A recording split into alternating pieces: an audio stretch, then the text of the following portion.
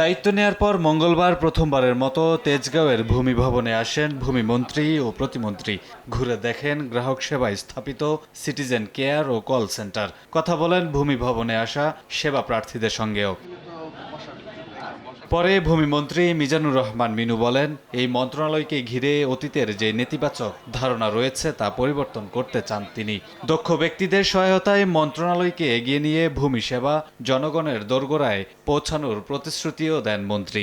আমরা শিখছি এবং যা কিছু আছে এগুলো আমাদের নলেজে আছে এবং এগুলোকে অবশ্যই বন্ধ করতে হবে, জনগণের সেবা সুনিশ্চিত করতে হবে এবং এই ভূমি ব্যবস্থায় যে বিভিন্নভাবে অতীতে যা কিছু হয়েছে তার থেকে উদ্ধার হয়ে আমাদেরকে আগামী দিনে একটা সুন্দর সহজ সরল পথে সততার সঙ্গে দক্ষতার সঙ্গে এগিয়ে যেতে হবে। পাপরিকা আর মেক্সিকান মশলার মাইন্ড ব্লাস্টিং ফ্লেভারে ডিটোস পার্টি হবে জোস যদি থাকে ডিটোস।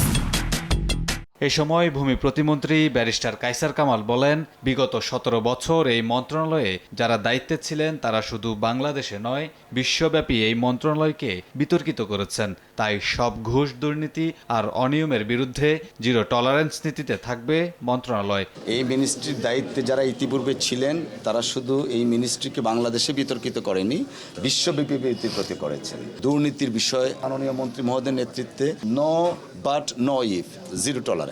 সেবা সহজ করার মাধ্যমে মন্ত্রণালয়কে আরও জনবান্ধব করার প্রতিশ্রুতি দিয়ে সবার সহযোগিতা চান মন্ত্রী প্রতিমন্ত্রী। কামরুল হাসান, সময় সংবাদ, ঢাকা।